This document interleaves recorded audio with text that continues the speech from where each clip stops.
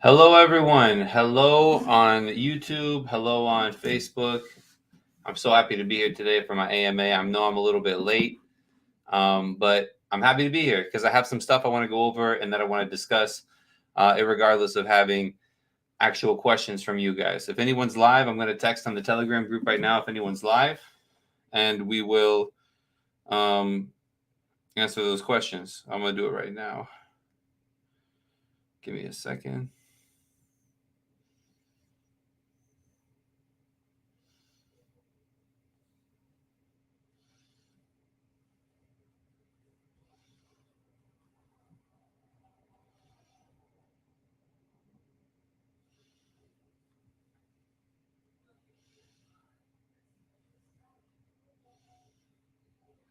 In case you have questions. So, thank you all for being here. I hope you're here. I hope you're live.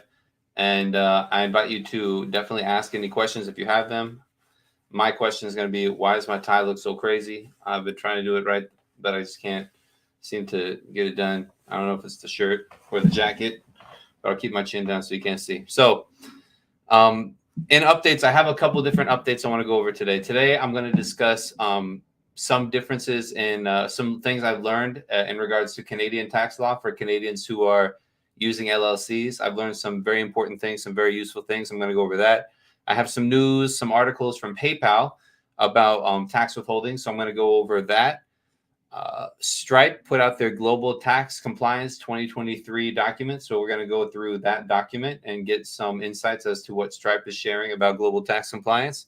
And then a little bit about employee misclassifications and the importance of having contractors and not employees and what that means for effectively connected income for a U.S. trade or business. So again, if you're online, I see there's some people here. If you have some questions, I definitely invite you to jump on and ask me your questions. If Danny's here, you have some questions that they've asked in the prior weeks. I'll definitely go through those as well. And I'm going to start by going into, I really want to spend some time on going through Stripe's Global Tax Compliance 2023 trends. So let's talk about the Global Tax Compliance 2023 trends. And it's going to be a lot about VAT, a lot about sales taxes. And I'm going to share my screen and we can go through this document. Yes, I have partners who do consulting in Mexico, of course. That's a good question, Jorge or George.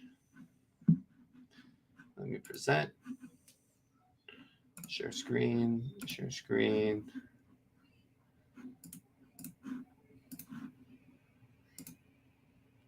So this is fun. So Global Tax Compliance 2023 trends. So on here we have, this was put out by Stripe. The tax laws and regulations change frequently. In 2022, they've seen more than 600 sales tax rules and rate changes in the U.S. and VAT in the EU. So they're identifying trends here. This is a good. Stripe, in case you didn't know, Stripe bought TaxJar a couple of years ago, maybe 1 or 2 years ago, and TaxJar was a huge source for sales tax filings, and it's a big service. And Stripe integrated it into their service. So if you're using Stripe, they have great tools for applying and integrating and doing your sales taxes. So let's check this out. New and inclusive tax laws. Maybe I'll make that a little bit bigger. Can I zoom in? Yes. You zoom out a little bit. It's all or nothing there.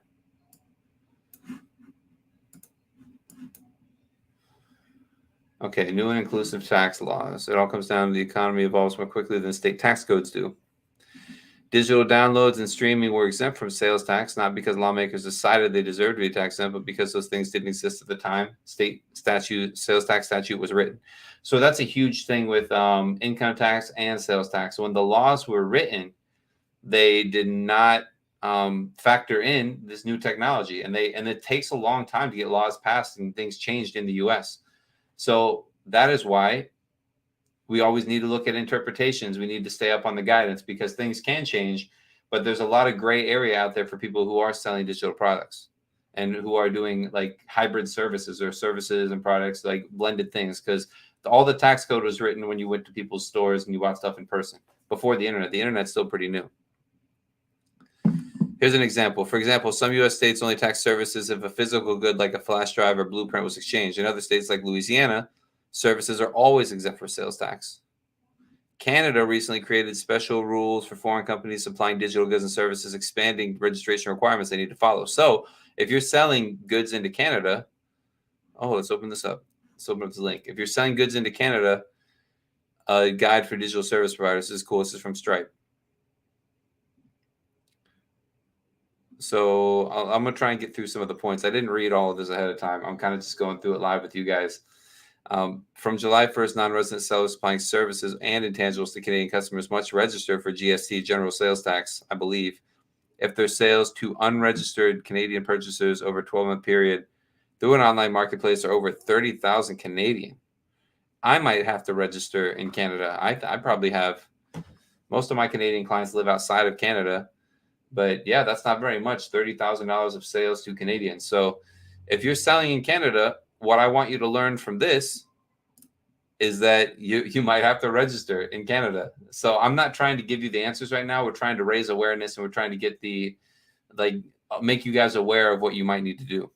So let's say the scope of the federal legislation is broad and includes taxable supplies of intangible properties, personal property, or services.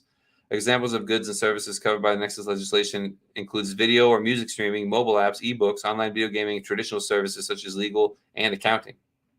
The tax rate to be charged depends on the location of the customer. So I'm gonna restate this. This is super important. So if you are, and here's like the blurb, right? If you are selling services into Canada, you probably need to charge sales taxes. The new laws in 2021 say that the scope is more broad than ever before. It includes all taxable supplies of personal property or services. Examples of goods and services covered by the Nexus legislation includes streaming, apps, ebooks, online video gaming, and traditional services such as legal or accounting. So the tax charge depends on the location of the customer. 5% in Alberta, 13% in Ontario, and 15% in New Brunswick. Wow, the Canadian Revenue Agency has detailed guidance on how to determine the location of the customer. So this is really important. So if you are selling services to Canadians in Canada, you probably have to charge them sales taxes because the threshold is only 30,000 Canadian, about 23,000 US. So that's really, really important to be aware of. And that's something new that I'm learning right now too.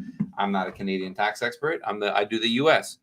But let's get back to the main report because that's super interesting. Canadians indirect taxes.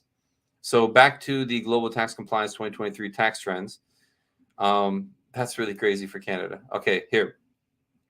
The green is states where digital goods are taxable. So digital goods are taxable in a lot of states, not in Florida, not in California. It looks like yes in New York, another big one, and yes in many of the other states. So if you are selling digital goods, those are subject to,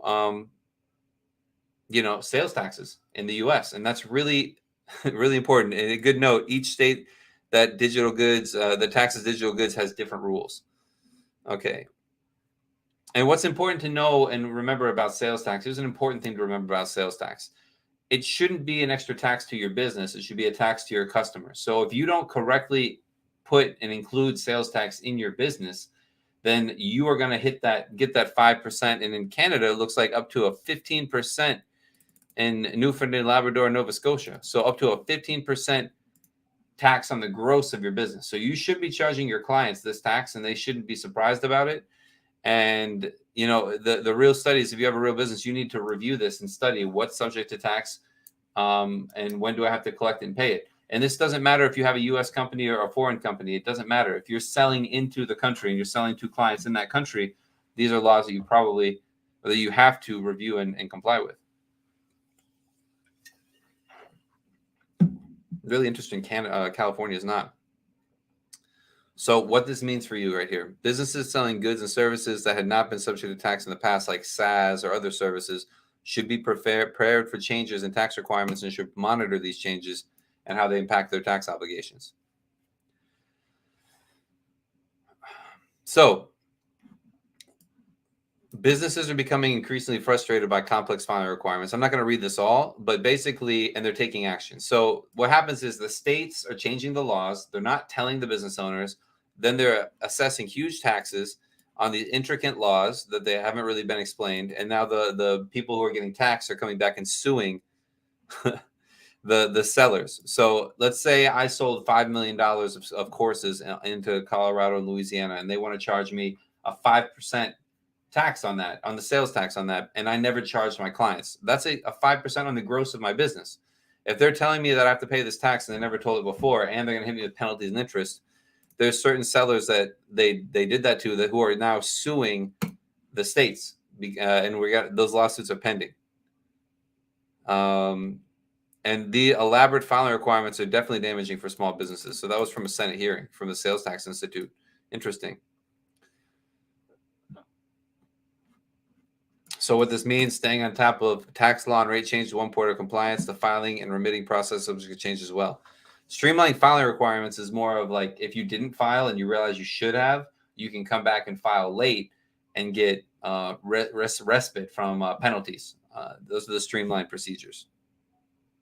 But this is really huge. If you're doing any kind of business of scale, whatever you're selling a product or a service. You're selling something, and they're starting. And these are new changes. They're starting to tax digital goods in different states, and in Canada, they're already taxing them. So if you're selling into these markets, this is something that is going to be more and more important. Let's see, tax changes outside of the U.S. This is important. Governments are reducing tax rates to address continued supply chain disruptions and high inflation. Luxembourg is reducing general VAT. A few countries are going to raise their general tax rates, like Singapore is going to raise their sales tax, well, that's their GST rate, general sales tax, to 9%. Thailand is going to go up to 10%. Maldives to 8%. Interesting.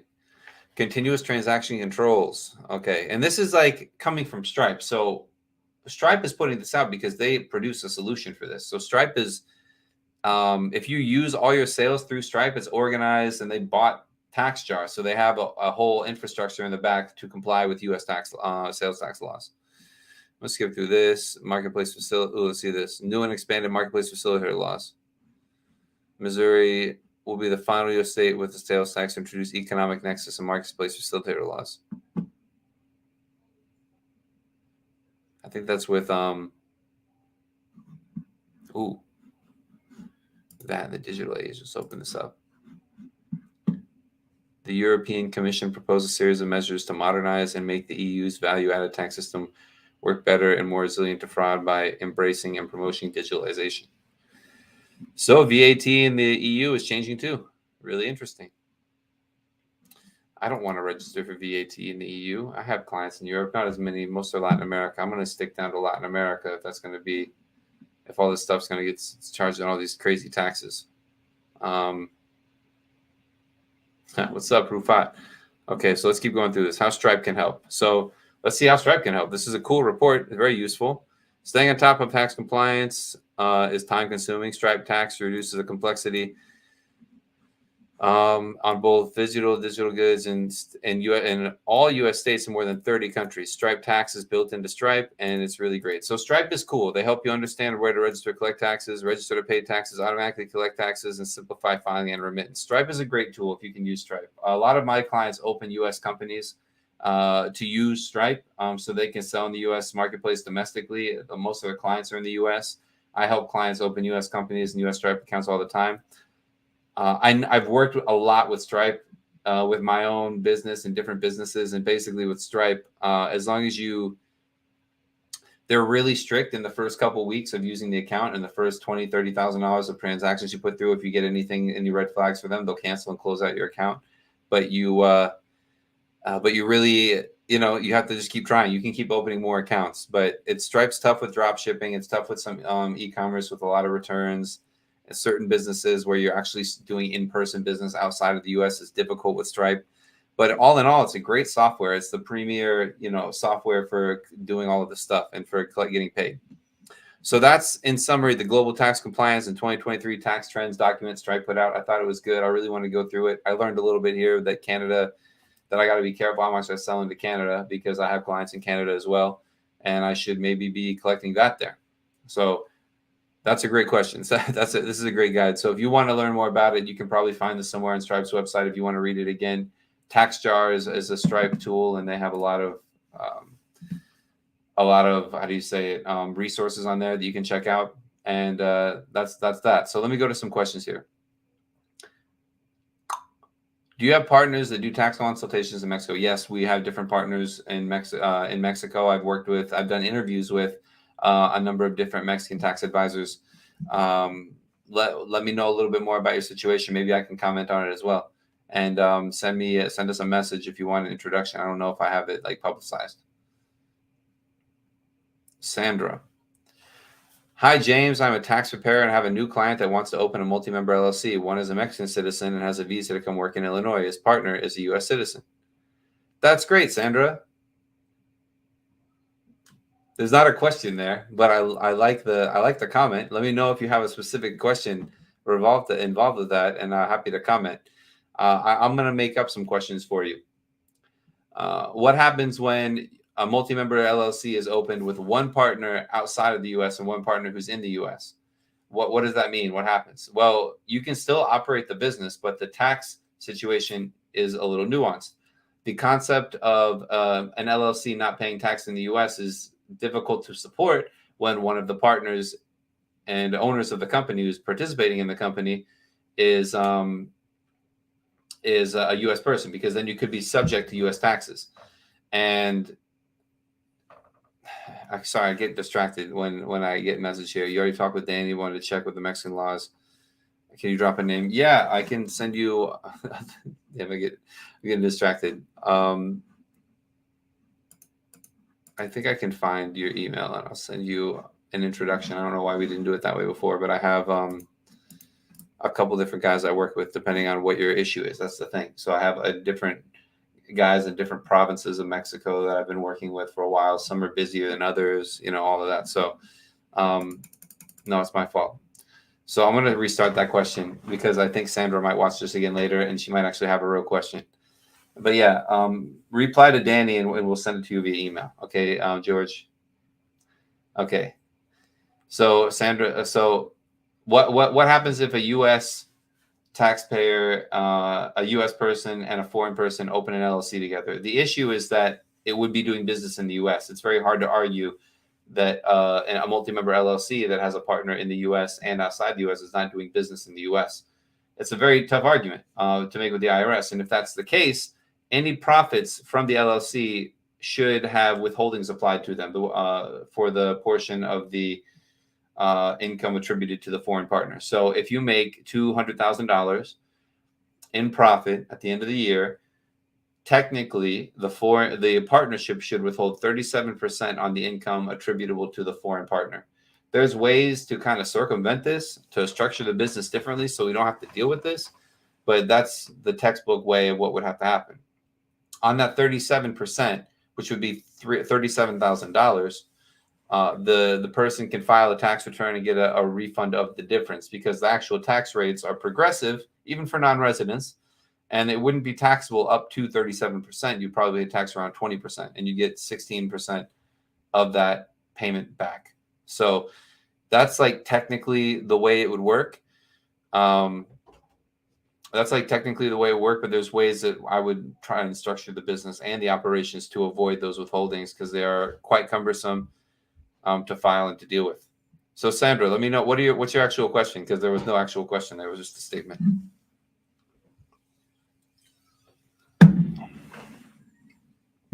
And are you in Illinois? I think we've talked before, right? I love getting some questions in here.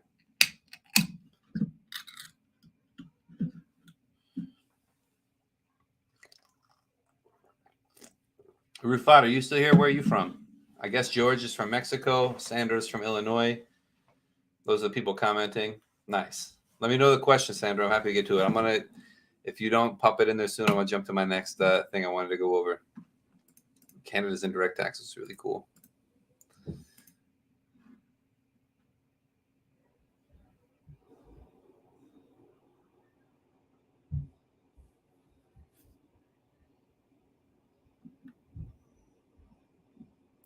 Okay, I'm going to jump to a quick topic right here. PayPal might withhold money from your account. So I've had some clients who have reached out to me because PayPal is withholding 24% of the money coming into their account. And I found an article here from the PayPal website, from the FAQs, and PayPal tax holds for U.S. taxpayers. So if a U.S. person opens an account and doesn't include their tax ID, once they receive more than $600 in payments, PayPal is going to start sending 24% of the money that's received to the IRS as withholding for not having a tax ID. This is backup holding, and they need to not without your U.S. tax ID or certification of non-U.S. tax residency status, 24% will be doing all payments you receive. So what I've had happen is really interesting. I've had foreign clients, like non-U.S. persons who have personal PayPal accounts, receive money and get their PayPal accounts subject to this withholding.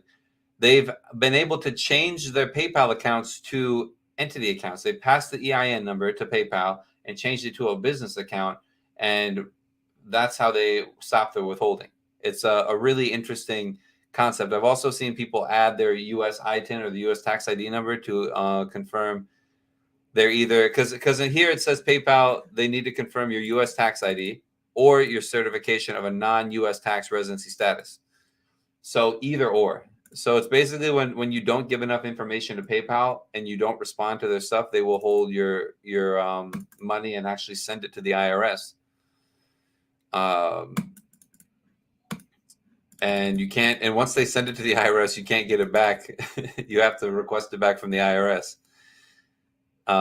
What if I'm paid in a different currency? If you're presumed to be a U.S. entity, citizen, or person for reasons of having U.S. address or linked bank account, and therefore subject to U.S. taxes, the law still applies when you receive $600 or more in local currency.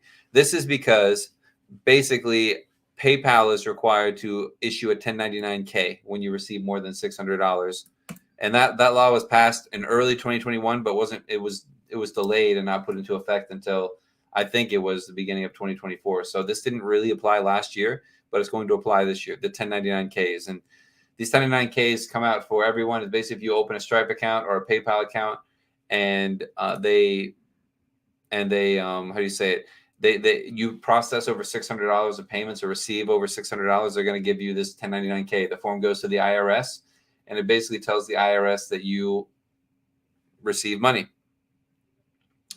And if you don't have all your tax IDs and all your information, they're going to withhold 24% and send it to the IRS. But the solution here is going to be definitely call PayPal. Call them, give them company tax ID, give them your tax ID, or call my business, and we'll help you get through it, especially if it's a lot of money. So PayPal is withholding taxes. It's really interesting. Let's click some other stuff. I guess it's the same for business and personal. Let's see if we go back to this.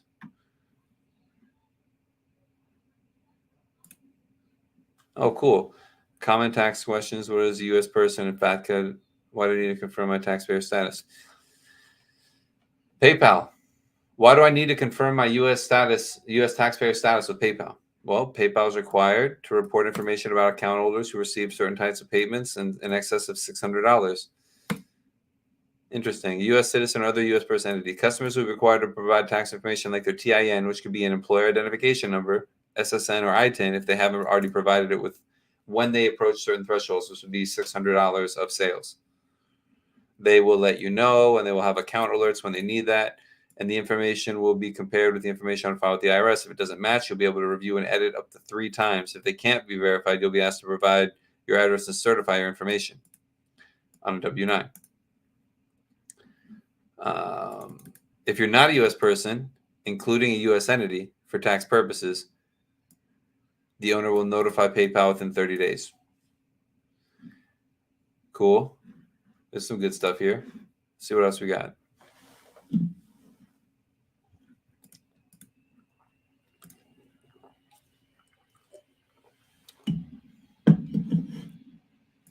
What does FATCA require PayPal to report? Interesting. FATCA would apply to Americans living abroad and having a PayPal account in another country. Interesting. Okay, so I'm going to go back to the question here from Sandra. So here's the question. This client is from Mexico and his partner is a U.S. citizen and they want to open an LLC in Illinois. Does he have to file different tax forms other than a 1065 since he is a foreign member? The business would be a seafood distributor dealer and they will be transporting shrimp or seafood to different wholesaler retail vendors. I would consider using an LLC with a corporate tax election. It might be easier. It might be cleaner, especially in from the Mexican standpoint. In Mexico, it would be a controlled foreign corporation. In the U.S., if it's and if it's an LLC, it's technically passed through. So it might be cleaner to use a corporation and then pay out service fees for services performed. I don't know the scale. There's different pros and cons for different instances. But to answer your question, whoever the owner of the multi-member LLC is would have to file their own tax return to report their results, especially if there's a U.S. partner and a foreign partner. The U.S. LLC, the multi-member LLC, would be required to withhold taxes on the profits attributable to the Mexican owner, and then the Mexican owner, whether it's a Mexican company or it's another U.S. company or an individual, would then have to file tax returns and pay any associated tax to the IRS and then request any refunds. So it's these questions with Canada and Mexico and other developed tax systems are always complicated, and there's not like a clear, easy answer like there would be for some other people. I know George is on here and he's from Mexico. So I get different answers from different Mexican tax advisors. I've interviewed and spoke with so many advisors in Mexico, and some are like, don't report anything in the U.S. Some are like, you have to report it all. From my understanding with how Mexico works is that Mexico is very focused on Mexico. Anything that you have inside of Mexico running through Mexican bank accounts is going to definitely be reported there. The stuff outside of Mexico is kind of a gray area, not reported in Mexico, and it wouldn't be shared there. So it's up to you. Again, I try and stay out of it because I talk to tax advisors in Mexico all the time and I get different answers all the time. What I'm focused on is trying to make sure you have the tools to grow your business. I know it's easier to get paid and move your money around and pay less taxes in general if you have a U.S. company as a Mexican. It's a really great tool. However, if you have a grocery store in Mexico, you can't, and a U.S. company is going to be useless for that. It's mostly for online sales, for services, or for moving money around.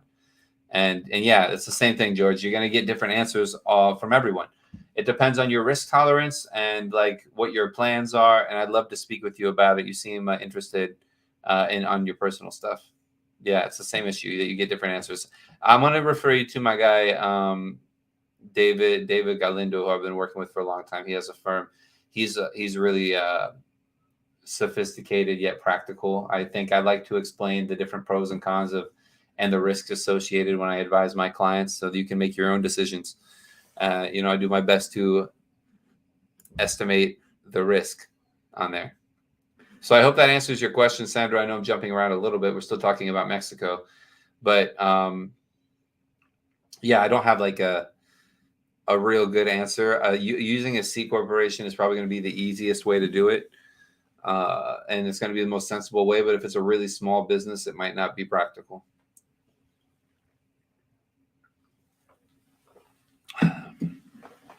So I want to jump to another topic. This is a cool website that I found that I'm going to start not promoting, but I tried using them. It's really I don't really need it. But this company, like, what is Deal? Deal is this company where they just help you pay contractors in other countries. So if you have a fleet of contractors, they have contractor agreements. They can hire people as employees locally in other countries. There's a couple of different companies like this that are popping up that seem pretty interesting. What's really important to understand here, and I'll log in. I don't want to log in. I have some people on here that I've signed contracts with, but what's important to understand is the employee classification.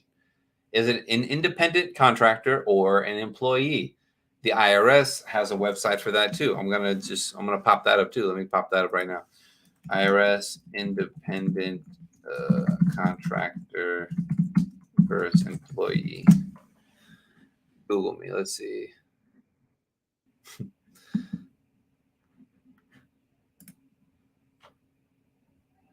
Topic 672.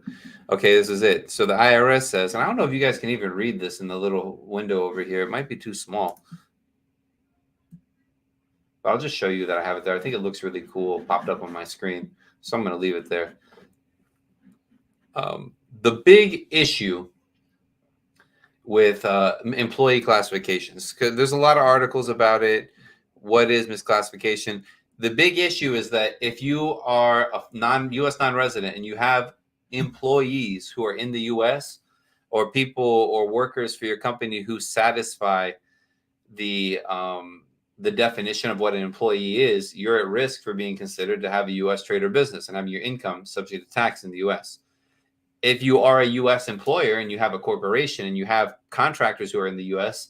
and you say or you have employees in that instance and you say they're contractors, it's even worse problem for you, because if they fit the definition of an employee and they're in the U.S. and you're not paying them as an employee, you would owe a lot of potentially owe a lot of back payroll taxes, and that's something that's really important to not do wrong, because they're going to crush you with.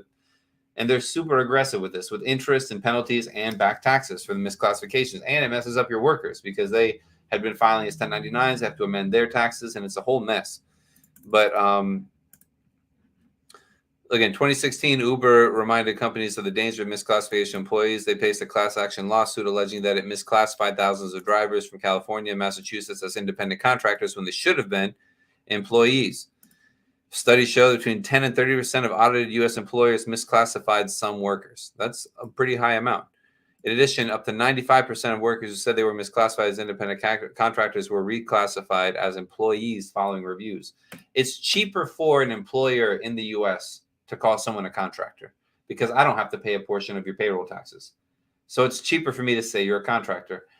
I work with most of my team is outside the U.S. in Latin America or in wherever, in Asia and Africa, whatever, anywhere over the world. I love working with people all over, especially in Latin America, because half of my clients are down there. Bilingual is really important.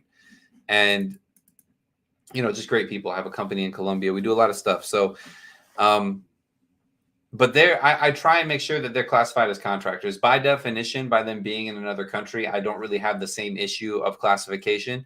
I potentially would in Colombia. For example, if I employ 50 different Colombian people who follow under the definition of an employee per Colombian labor laws, then I might be entitled to or be subject to back taxes and back payments from to Colombia.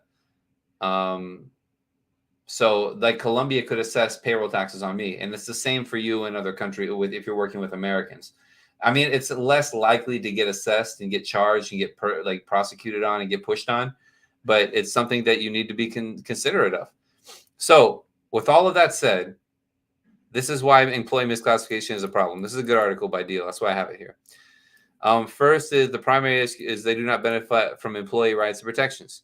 So if they are an employee but you treat them as a contractor, it's the issue is that they're not getting all the benefits that they should get legally as an employee, which should be minimum wage, unemployment benefits, pensions, hour laws, rest breaks, sick leave, overtime pay, and all that stuff. When you hire a contractor, you're paying someone to get a job done. So it's really important to understand the differences and that. So a big one is the loss of public tax revenue, because in the U.S., if you have employees, you're supposed to pay payroll taxes. I guess is unfair competition, because if everyone on your team's a contractor and everyone on your competitor is an employee, you're getting a huge benefit. You're making a lot more money. Oh, this is really cool. So what factors dictate worker classification? I really like this. This is from Deal. I love these service websites putting out great materials for us to use.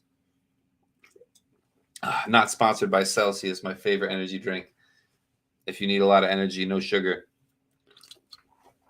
crush a Celsius. Okay, commercial break. I'm open for brand deals, guys. If anyone needs me to promote stuff, I have a very small following. Okay, so what factors dictate worker classification? The working relationship between the hiring company and the worker determines the classification.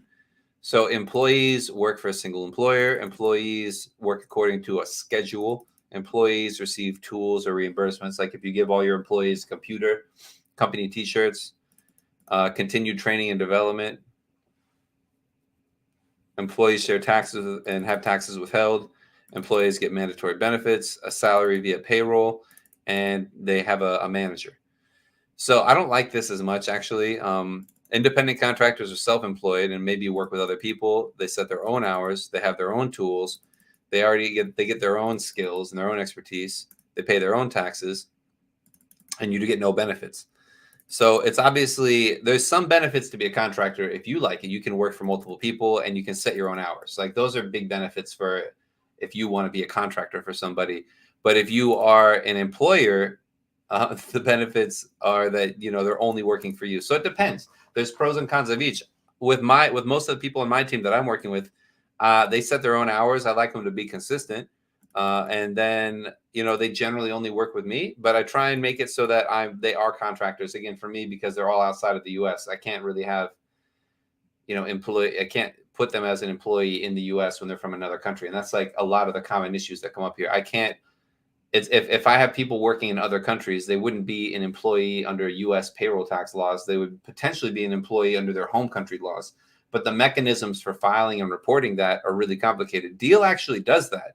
So if I, like in that same example, if I had a fleet of Colombians who were showing up to an office space I rented every day, and or Filipinos, or a place where there's a lot of available labor that's really great. Let's say in any country. Let's say they're in a big one is Bulgaria. I've talked to I have a number of clients who have huge back offices in Bulgaria and like Eastern Europe, but let's say I have an office and all these people show up. It's not really a risk for me in the US. It's more of exposure for me in Bulgaria because every country has their own form of labor laws. I don't know if every country does, but generally that's how it's going to work. And but generally the definitions of an employee and a contractor are kind of similar. Specifically, the IRS has some stuff here. And this is these are my favorite tests from the IRS. Topic 672, independent contractor versus employee. For federal employment tax purposes, the usual common law rule is rules are applicable to determine if a worker is an independent contractor or an employee. Under common law, you must examine the relationship and review all evidence and make a decision. So the evidence falls into three categories: behavioral control, financial control, and relationship. So behavioral control is great. This covers the facts that show if the business has the right to direct and control what work is accomplished and how the work is done through instructions, training, and other means. So if I hire, this is different. If I hire let's say I hire a web designer. If I teach him exactly how to do web design and I tell him exactly what I want and I make sure he shows up every day and reports to a manager every day, that's more employee behavior. If I say, hey, Fred, I don't know how to make websites. I need a website like this. Make me the website. That's a contractor. Even if he's working for me every day, if I'm not telling him how to do his job and he just does it on his own because he knows it all himself, then that's really contractor. That's not employee. And I think that's one of my favorite tests because it's really important. Financial control covers the facts that show if the business has the right to direct or control the financial or business aspects of the worker's job. Unreimbursed business expenses, if you buy them a lot of stuff, extent to which worker makes his or service available to the relevant market. So if they're working only for you, if you're giving them a computer to work on, if they're paid on a salary instead of hourly or instead of like by project basis, like a project basis would be more contractor. If they're paid on a salary or an hourly, it's more worker. And these are all just little parts of little factors in determining it. And then the relationship is the written contracts or oral agreements. So obviously, if you have a good contractor agreement that says they're a contractor and there's no benefits and everything on all the contracts are written, that's good. So the contracts are easy. We can put all that together. And then really you have to get one of the two here also needs to be contractor based for you to not have an issue in the US. And I know we're going into a lot of details here. But that's kind of something I wanted to jump into because I thought this article was pretty cool and I want to share on it. So if you are hiring a lot of people in a different country, I'm definitely happy to help you figure that out. Definitely reach out to us. And also there's platforms like Deal. I don't have an affiliate link or anything yet. I don't think it's that expensive. But if you want to set up an office and pay people as employees in another country, I think they have that platform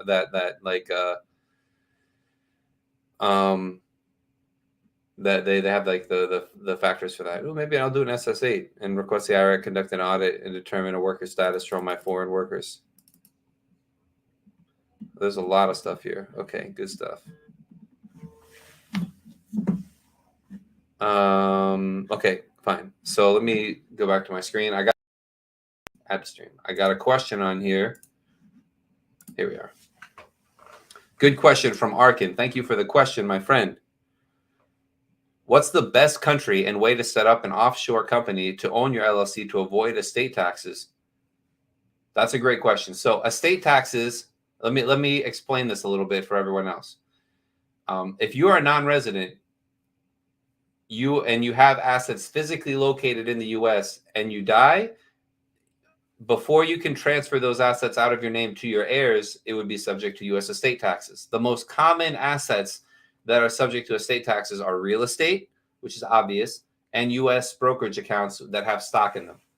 When you have real estate with mortgages and when you have brokerage accounts that have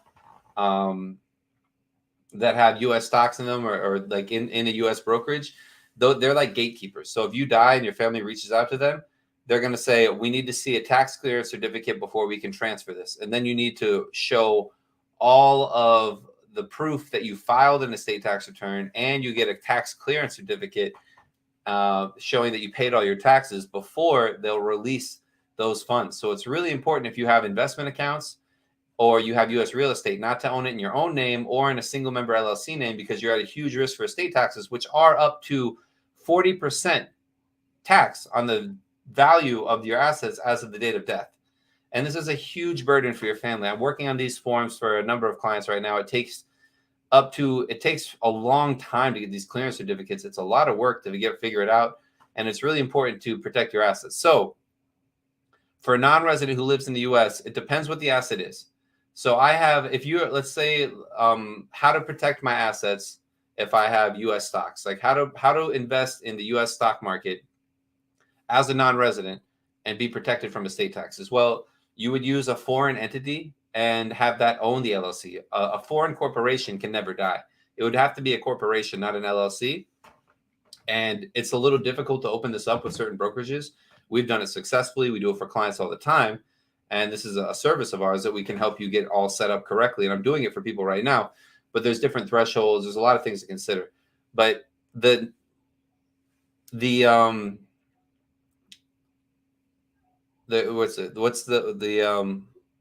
what's the best country? So the best country for having a foreign corporation to own the LLC, it really depends on where you're from. I've worked with clients in Costa Rica. They're Costa Rican nationals. They just opened another Costa Rican corporation to own the LLC, to own the investments, because those investments are not subject to tax in Costa Rica, and it's easier for them to manage a local corporation. So that's something easier for them to manage, so they use it locally. I recommend Panama a lot because I have a good contact in Panama, good attorneys there. I really like working with them. But no tax jurisdiction or any jurisdiction that won't tax foreign earnings is a great choice. If you have entities in your local jurisdiction where you live and they won't tax earnings in a stock account outside of your home country, then that would be probably the best option, because it's going to be the easiest to manage. It's going to be the most affordable depending on where you're at. But you can open a company anywhere. You could open a Cayman Islands company, a Nevis Corporation, because in reality, this is just a holding corp and it's not going to actually own anything. And the LLC under the holding corp is what we'd be opening the brokerage account with. One important thing to notice is that with these brokerage accounts, they need to, a lot of them have minimum thresholds for opening an account like this. So Charles Schwab is one we use. It's one of the lower thresholds, but it's still like $250,000 that you need to put in the brokerage account before you can get that that structure open. We tell Schwab that, look, we have a Panama corporation that owns this LLC, and this guy's the ultimate owner. A lot of times we make it a multi-member LLC, so we'll do it so that you own 1%, the Panama corporation owns 99%. That gives it a little bit more asset protection and a little bit more estate tax protection. And that's a good way to do it. We've done that in many instances. It's not always necessary, but it depends on what country you're from. Unfortunately for you, fortunately for me, all of this information is super nuanced. It depends on where you're from, where you're living, where you're working, and all of this information. So It's different for everyone. That's why I invented this concept that I'm going to be unleashing in different videos in the future called expansion DNA process. And basically, in this expansion DNA process, I'm going to go through and give you your specific suggestion, your specific guidance on how you should structure and operate your business. And I'm going to start doing, and that's a good announcement here. I'll announce that in a minute. I'll announce that in a minute because that's coming up soon. So Arkin, to follow up, the other question was, the other topic is if you're investing in real estate. So to transition from stocks, I think answer the question. Let me know if you have follow-up questions because this is a complex topic. I've talked about it a lot, but it's confusing and I love talking about it. What's the best, how should I, the question is, how should I structure my US real estate holdings to avoid estate taxes? This depends on if you're renting the real estate or if you're just holding it for family to live in or whatever. But if you have real estate in the US and you're a non-resident and you die, and I'm doing this for clients literally right now, the value of the date of the real estate on your death is subject to a tax of up to 40% in estate tax. The exemption is only $60,000. So if you have a house that's worth $1,060,000, you could pay up to $400,000 of taxes before you can even take ownership of the property. It makes it very complicated for your family members to pay that tax to get ownership of the property because they have to pay the tax before they can get the ownership. So often they have to liquidate all the properties. It's a real mess. And that's a good question. I'll follow up on that. So for real estate, often it's the similar structure. If you're just holding it and not renting it and families living in it or whatever, you can have an LLC that owns the real estate and have that owned by, often in Miami, we see BVIs, British Virgin Island Corporations, BVI Corps, depending on where you're coming from, Cayman Corps, Panama Corps, local corps. It doesn't matter as long as it's a foreign corporation, and it all has to be registered correctly as well. With whoever has the mortgage. However, if you don't have a mortgage, you have to have all the good, solid documentation. And it has to be done really professionally, and that's great. If you are actually renting it and you have a business out of it, often we have foreign corp that owns a U.S. LLC with a corporate tax election, which then owns the property. That way, all of the tax filings are done in the U.S., all the income are picked up in the U.S., and then when you want to liquidate or sell the property, you won't pay capital gains tax. Well, you won't pay additional taxes on. I keep forgetting the tax that happens when you have foreign corporations distributing dividends. But it's more tax optimized and it's very safe legally. You need to protect yourself legally in the U.S. as well, because if someone falls down in your apartment and they sue you, they could take all your stuff if you own in your own name. So that's great. Good question here. I want to answer yours, and I'll go jump to Haurana Isa. Cool name. Let me know where you guys are from. That's really cool too. So Arkin, last question. If I'm a non-resident, I already own stocks or U.S. real estate, can I retroactively change my structure so that I'm protected from estate taxes? The answer is definitely yes. You can contribute your LLC into a foreign corporation that you set up. What's really important to note is that if it's with a brokerage account, you need to change how you're registered with the brokerage account. If the brokerage account thinks that you own the LLC still, it doesn't matter if you changed it on the side. They need to know that the foreign corporation owns it so that it would never be a problem if you die from an estate tax standpoint. So it's definitely, you can do it now. We can help you with that if you want help with that. If you have an LLC, that's great, but we would create the foreign corporation, do all the legal documents, and then review it with whatever institutions you're using. If you just own real estate outright, we need to review how you have it titled and how all the other documents are published and set up and registered and everything. There's a lot of steps, but yeah, it's definitely possible to use the existing LLC, especially if the stuff's already in that company's name.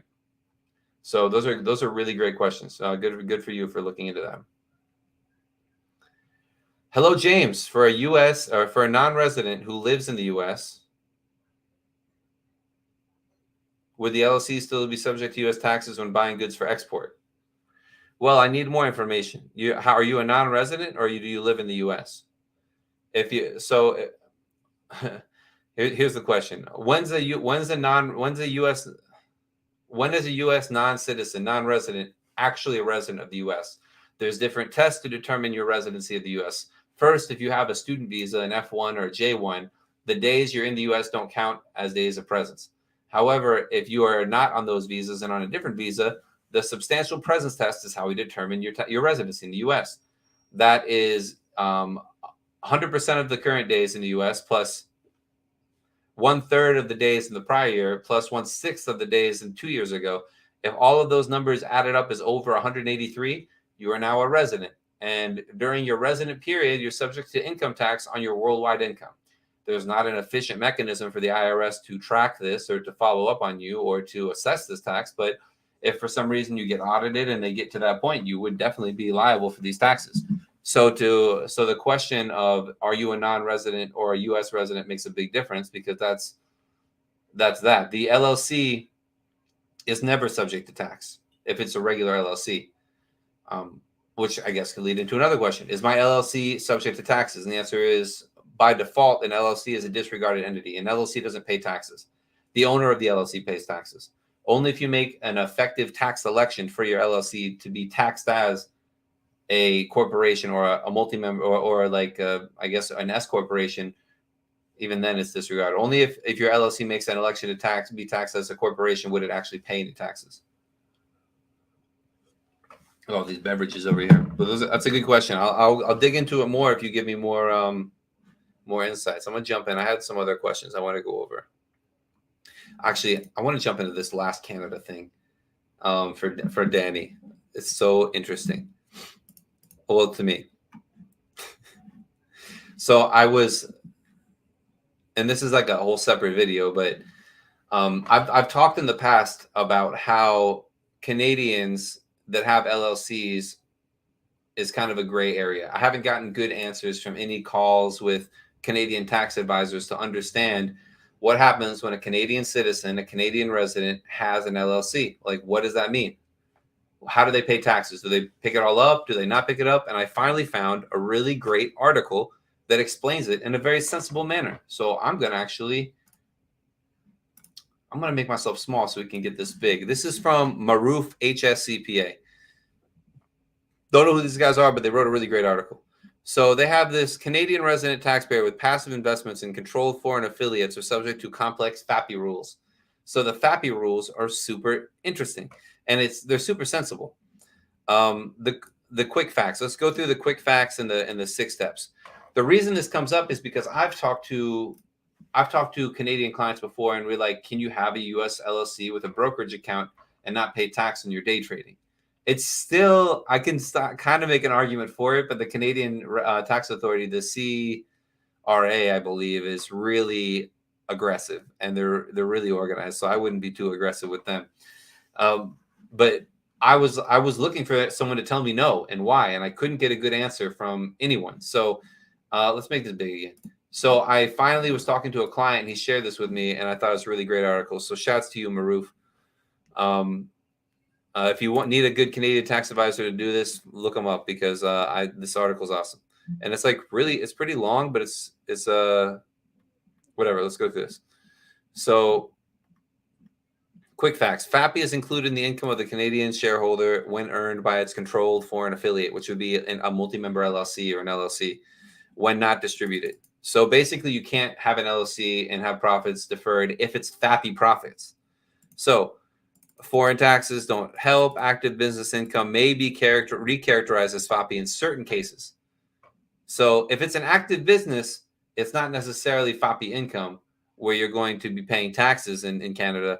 But, that's something to definitely be on top of. The reason this came up is because I had clients who wanted to open brokerage accounts in the U.S. under LLCs and not pay taxes on it. But it looks like you have to pay tax on it. So 6-step approach. This is the most important part. FAPI rules are complex, and I love saying FAPI. Identify the foreign affiliates and determine if they are controlled foreign affiliates. So basically, if you own 30% of an LLC, that's a foreign affiliate. Now we need to apply subsection 95(1) of the ITA and see if there's FAPI income. So we have to determine the participating percentage of the Canadian shareholder and include the income of the Canadian shareholder's income per this. Determine if the foreign tax is paid. Determine Canadian income tax and calculate this. Okay, so wait, we have to, here's how we calculate the FAPI. Canadian shareholder income a Canadian shareholder of a foreign affiliate includes FAPI income only if it's a controlled foreign affiliate. A CFA is always an FA. However, an FA doesn't have to be a CFA. This reminds me of the guilty tax and the subpart F income and CFC rules and PFIC rules. So a CFC isn't always a PFIC, but a PFIC isn't a CFC. Whatever.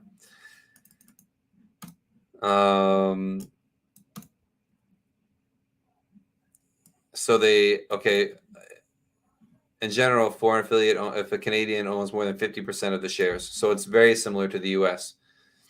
And then it comes down to the type of income. I'm trying to find this. So income from property. This is it. Income from property is passive income, such as rent, royalties, dividends, or royalties. So ITA 95.1 specifically includes income from an investment business.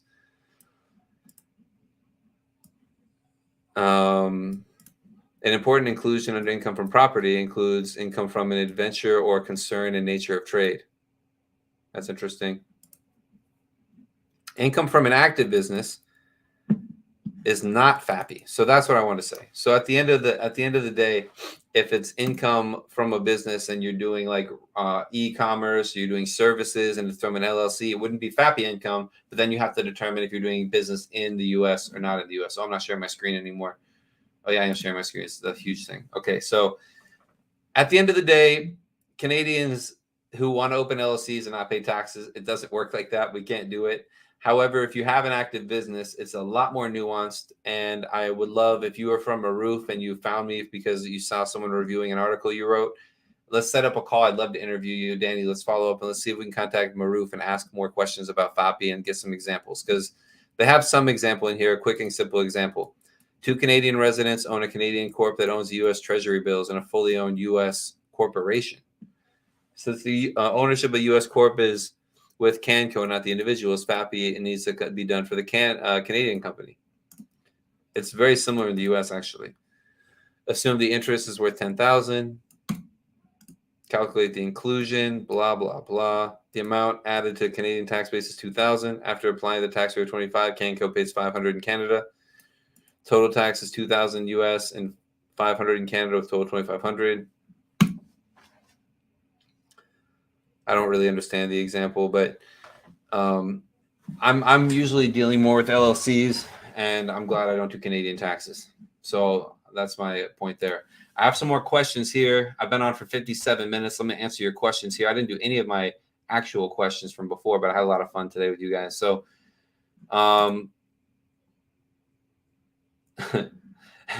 has a question, a good question. Hi, James. I paid someone on Fiverr to file my ITIN application, and the seller used his address on the application. That means when the IRS replies, the letter will be sent to the seller's address. The seller got banned, and okay, the one problem is the seller got banned, and you don't have contact with them. Is there any way to contact the IRS to know about your ITIN? You can contact the IRS. But it's really complicated. You can look up, if you know the guy's name, you can look up a certified acceptance agent. If you had to have been a certified acceptance agent for the IRS to process it, unless you sent your actual passport, which I really hope you didn't. Otherwise, I'd probably start applying for a new passport. I'll show you the certified acceptance agent directory so you can look them up. Certified acceptance agent directory.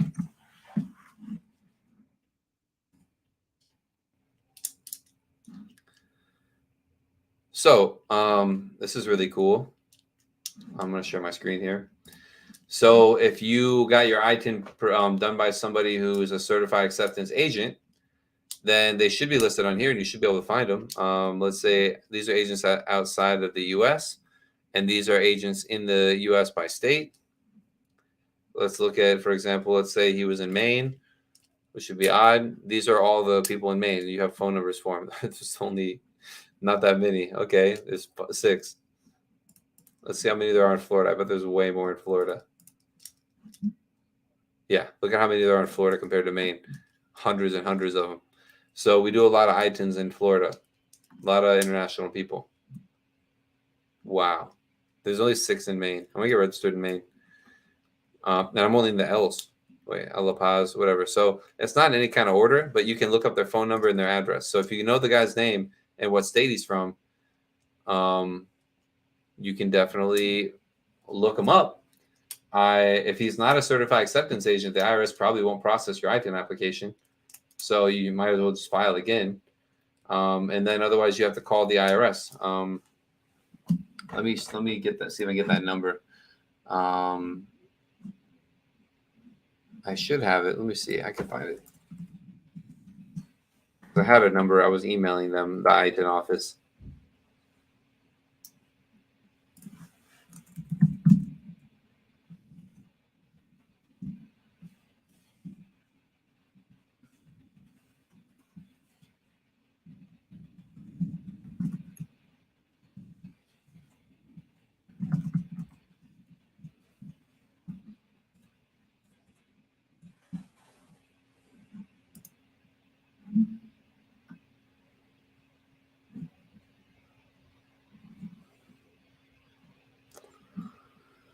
No,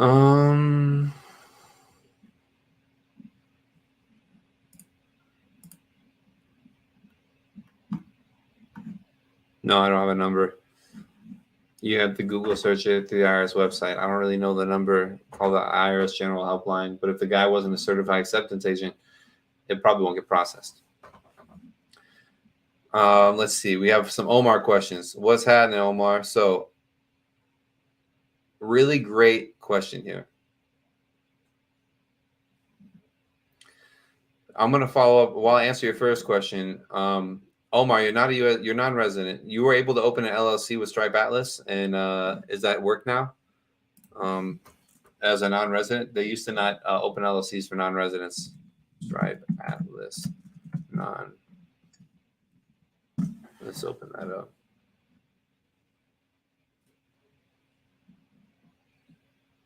Cool. So they do allow you to open LLCs now. Nice.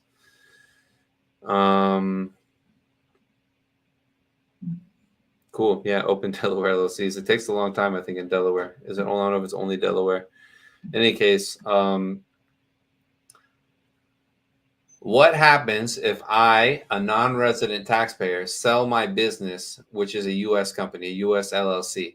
What happens if I sell my business? Do I have to pay taxes in the U.S.? And the answer is it depends on what business you're doing. But if you're generally an online business, a service, I guess it would be an e-commerce business most commonly, then you wouldn't have to pay if you're not currently paying income taxes in the U.S. because you have no U.S. trade or business and you're all doing your business all online and you're from outside the U.S. There's no effectively connected income with U.S. trade or business, ECTI, and there's no taxes being paid, then you can sell your business without paying taxes in the U.S. It would be the same kind of gains, the same kind of sale. Or software is great too. So it works out great to do it like that. There's no tax in the U.S. and depending on where you live, maybe you have no taxes in your home country. So it's a really great thing to do. I have many clients that I've helped get through selling their companies, and they paid no taxes, and it's really awesome. It's like it makes me so happy that people can operate tax free. I'm not there yet. I'm still in the U.S., but you can definitely sell your business without paying taxes. You might have U.S. I said you have no U.S. source income. I mean, you probably have U.S. clients, which would make it U.S. source. Again, if you were here in the early part of the call, you got to review if you should be paying sales taxes on your software. That's interesting. And that's cool. There's another idea here about Stripe Atlas. I'm going to talk about that for a second. Morocco constantly wrote the 108. Oh, so you 183-day rule. So you spend some time in the U.S. Okay. So what is Stripe Atlas and should I use it? This is a really cool concept here. So I help a lot of people open companies in the U.S. and I provide a lot of personalized support and guidance. But if you know you want a U.S. company and you know you want to use Stripe and you know that you want to do it, Stripe's not a bad idea. Stripe Atlas per se. Before they weren't necessarily opening LLCs for non-residents, but apparently they are now. I don't know how long it's taking for the EIN numbers, the SS4s, but if you're happy working through a software and and figuring this out a little bit on your own, the Stripe Atlas is a great option. I like it because it's affiliated with Stripe. It's not necessarily an automatic yes. You don't just sign up. You kind of have to apply when you do it. However, it's a really great option if you want to open an LLC and use a Stripe account. You need to know a little bit about it. You're gonna have to work a little bit on it. Again, they have the 83B elections. They help with bank accounts. They used to open bank accounts with Silicon Valley Bank back in the day. I guess they have new banks that they work with, probably with Mercury or something. And they only open companies in Delaware, which, it's cool. And then they help you get the tax ID number. I don't know how it works for non-resident, but I'm going to play through this a little bit. Oh, I can't just do it. It's not free to change the name. You have to do a corporate filing with the state if you want to change the name. So if you open a company with Stripe Atlas, I guess they don't show you how to change names of the company, and they don't help you close the company. They just help you form it and then use a Stripe account. But if you need to change your company name, then you would have to file some articles with the state of Delaware. To wrap up this idea with Stripe, if you want to check it out, check it out. If you want to work with someone like me and go through it, it's more expensive, but you're going to have someone on your team to ask questions with throughout the year. We're going to get it done faster with different options and to handle all the tax compliance. So there's different benefits to different things. If you already know what you're doing with all the other stuff, go for this and subscribe to the channel. I make the Stripe video because these Stripe Atlas videos do really well on my channel. So I wanted to go through this a little bit and just show a little bit about it. It's worth a try. Like I said, I don't know how it works, but opening a company in the U.S. isn't really crazy. You just file something with the state. Getting the EIN is taking forever, and Delaware companies right now are taking up to a month to open, sometimes more than a month. They're taking forever, and they're like basically $400 a year to keep open. So, a lot of times I like using Wyoming companies, and I'm a registered agent in Wyoming. So I do a lot of Wyoming companies. But my goal this year, by the end of the year, is to have a good office in Delaware and be a registered agent in Delaware as well. So that's my little blurbsies about Stripe Atlas. So is it free to change the name? It's generally not free. It's not super expensive. You have to file forms, articles of amendment in the state of Delaware, and you probably have to file forms with the IRS to change the name with the IRS so they know you changed the name. But that's it. Let me see if I have any good questions on the thing from that were written from last week.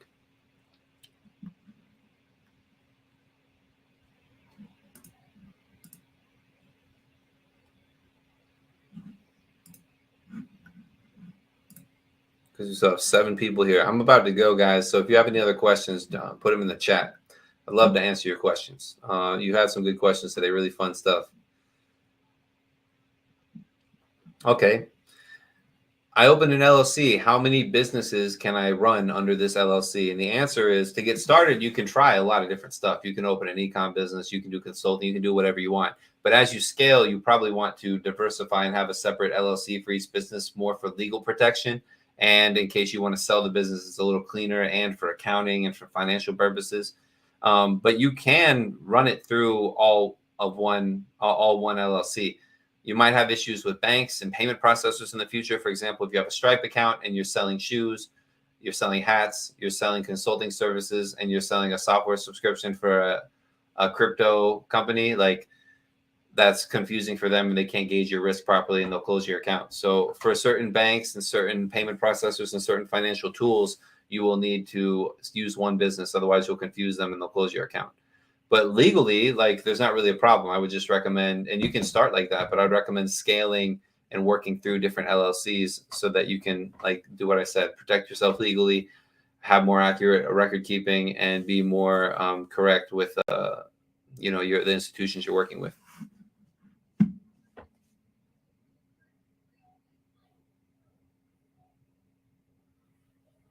Oh, I had something else really important I wanted to share about Form 5472 penalties. So I would call this important information about Form 5472 penalties. But hey, Haruna. Wait, did you already ask a question?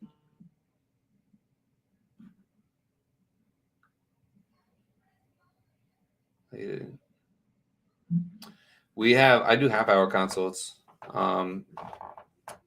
$250 for half-hour consults is what I've been doing for a while. It's been really great. So 2 are fine under one LLC that holds a completely different name.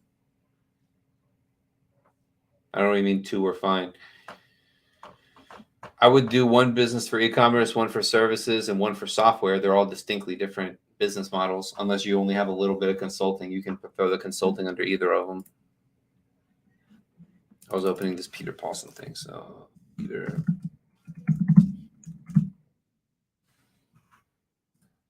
Earth-shattering case involving 5471 penalties. So important news, and I'm gonna see if I can zoom this in and get to the article. Let me see how I can make this. Okay. So here's an important news about the Form 5471 and Form 5472 penalties.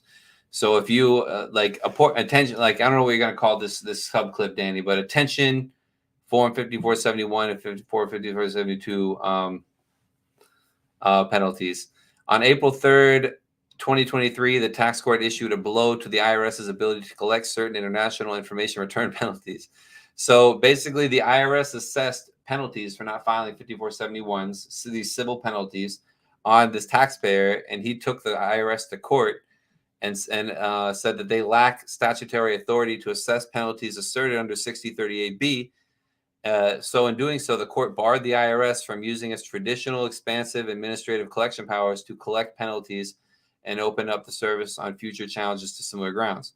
So basically, if you got a 5472 penalty, the IRS is losing or lost a court case with the taxpayer, and the taxpayer said the IRS doesn't have rights to assess these penalties, and the court sided with the taxpayer, finding that Congress had expressly authorized the assessment of other penalties in the Internal Revenue Code. It notably had not done so for those imposed by Section 6038B. Because the underlying assessment was invalid, the court ruled the IRS could not avail itself of its robust administrative collection powers. Accordingly, the attempt to levy this guy, Mr. Fari's assets to collect and properly assess penalties were invalid. So, the news is that a win for taxpayers right now. If you get these penalties, the IRS currently can't collect and assess these penalties. But the IRS is going to appeal, and we'll see what happens. So it's really interesting. 926.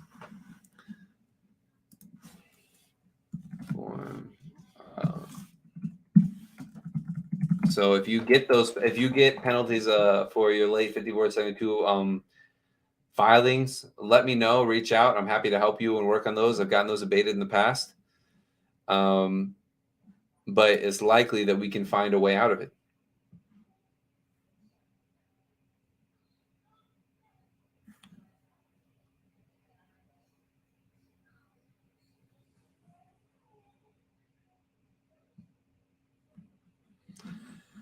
So, Arkin, last question here. Have you worked with any Japanese citizens who own U.S. LLCs? I don't have a lot of Japanese clients. I have a couple of Chinese clients. I have like 1 or 2 people in Taiwan, and a good amount of foreigners, expats in the Philippines.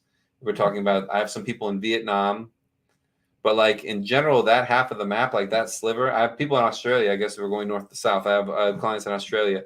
Don't have many in Japan. I worked with people who are from Japan, but I don't have a lot. I'm going to be potentially going to Japan this summer, but I don't.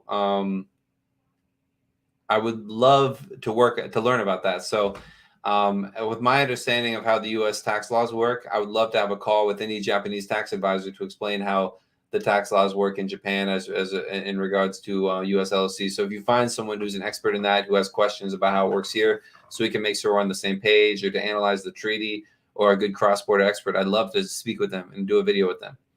But personally, very little expertise myself in understanding of Japanese tax law. Love to learn more about it. Very little understanding of it. It's like most other developed countries. You pay tax on everything. There's really no good deferral mechanisms anymore. Looking forward to speaking. Thanks for all the questions, guys. Okay, last thing that I want to jump on. It's completely unrelated to anything else we've talked about. Cool. It's completely unrelated to other things I've been talking about, but I want to jump on this last thing just so I can have a video about it. When do I have to file Form 926, and who has to file this form? Form 926 is a filing requirement for U.S. transfers of property to a foreign corporation.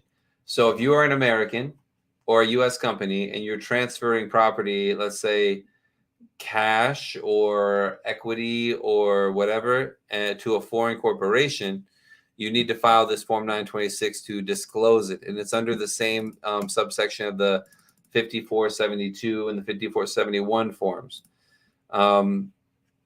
There's regulations and explanations about it. And the person can be subject to a penalty for failure to file equaling 10% of the fair market value of the property at the time of the transfer if they don't do it. The penalty the penalty will not apply if the failure is due to reasonable cause and not willful neglect. Willful neglect is when you knew you had to do it and you said, nah. The penalty is limited to $100K unless the failure to comply was due to intentional disregard. So $100,000 is a huge penalty. So at the end of the day, I don't have any foreign companies, so I've never had to do this, but it's always a good refresher to realize that if you're an American and you're transferring property to a foreign corporation, then you need to report this. Generally, I think it's going to be cash. It might be, let's say you're buying real estate in Belize or in another country, and you're transferring cash to a foreign corporation to buy the real estate. Or let's say you buy the real estate and transfer the real estate to the foreign company. You should probably file this form and probably disclose that stuff. Most of my clients buy this stuff personally and transfer it to U.S. companies, but it's important to just note that who has to file this. And you can look this up on the IRS website. I just brought that up and wanted to talk about it because more to remember it for myself. Everyone who's on the call today, I appreciate you all being here for my impromptu live, my late live. If you have any other questions, email us, support@jamesbakercpa.com. Look, we have the little banner at the bottom. You can contact us. I'm here helping people expand to the U.S. and to do it right, set up all the tools you need, protect your assets, comply with all the tax laws. I love it. That's what I'm doing every day. And my last note is that a little announcement before I sign off, because I keep forgetting about this. I'm going to start doing more calls with Jim. I'm going to do one-on-one calls. I want to do calls with prospects, with clients, with people that have questions. And I want to go through and test out my expansion DNA process, because I want to go through all of my questions and go through this process so that we can set up a roadmap, a game plan for your expansion into the U.S., whether it's with a physical business, whether it's doing e-commerce, whether it's doing investing in real estate in the U.S. I want to ask all the questions and help you structure all the right way. Maybe you're just investing in the U.S. in a brokerage account. I want to speak to some people on interview style calls, and it'd be basically a free call with me is what it's going to be. Otherwise, I do paid calls. I'm going to try and phase out more paid calls all the time and just keep doing more. I'll not phase them out, but do more of these kind of calls. So if you're interested in that, email us as well. And stay tuned to the channel. Thanks for subscribing. Thanks for being here. And I'll see you on the next live every Wednesday. Okay. Have a great day, everyone. Goodbye.